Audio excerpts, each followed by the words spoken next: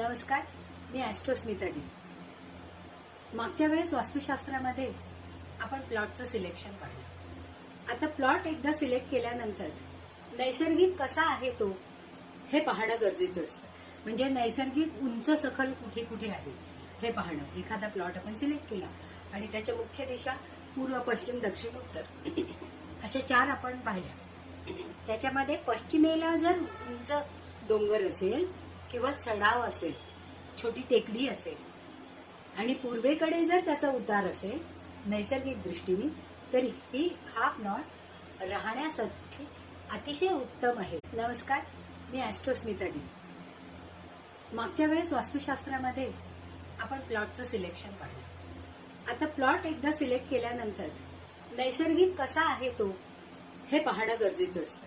म्हणजे नैसर्गिक उंच सखल कुठे कुठे आहे हे पाहणं. एखादा प्लॉट आपण सिलेक्ट